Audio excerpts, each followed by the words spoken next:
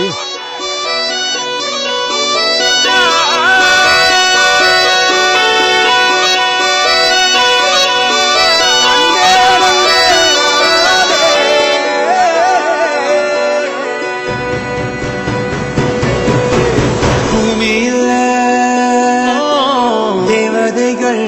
தேவதைகள் புன்னகையால் மனம் பேசிடுங்கள் வானத்தில்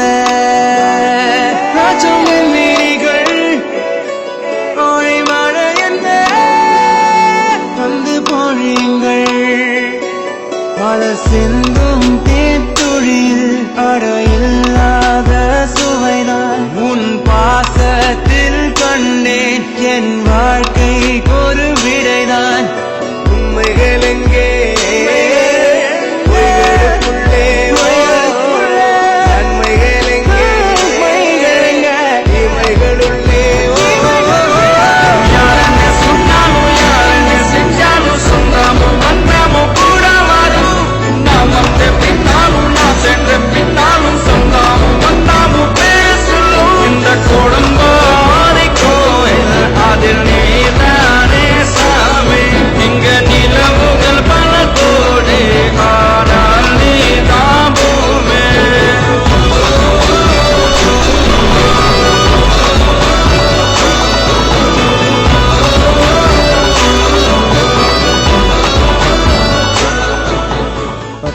தலைக்கட்டு ஓட்டு சாமியார் ஆசீர்வாதம் பண்றதுதான் இருக்கு.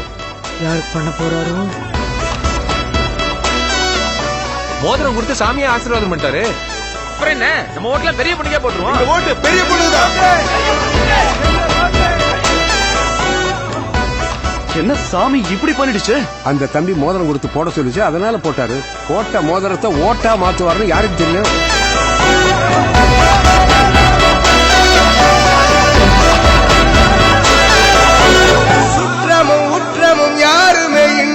வாழ்ந்திடும் வீட்டினில் தெய்வம் இல்லை, பாசங்கள் நேசங்கள் ஏதுமே இன்றி வாழ்ந்திடும் வாழ்க்கையோ வாழ்க்கை இல்லை.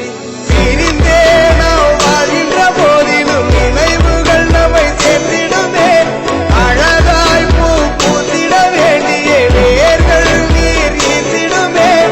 இன்னொரு ஜென்மம் அது கிடைத்தாலும் கூட இதுபோல் ஒரு சொந்தம்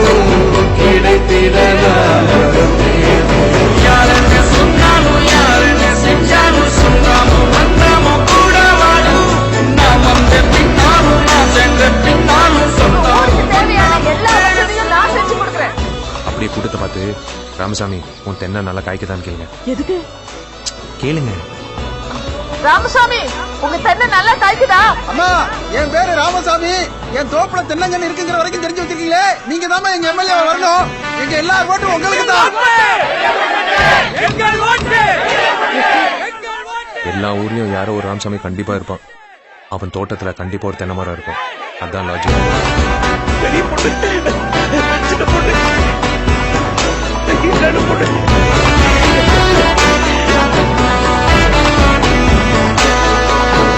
துன்பங்கள் துயரங்கள் யார் தந்த போதிலும் இன்பங்கள் மட்டும் நாம் சேர்த்து வைப்போம்.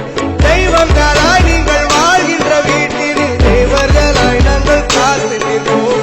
மண்ணில் சிறு பறவை வாழ மரம்தான் இடம் கொடுத்திடும், மரம்தான் இடம் கொடுத்த போதும் மண்தான் உயிர் அளித்திடும்.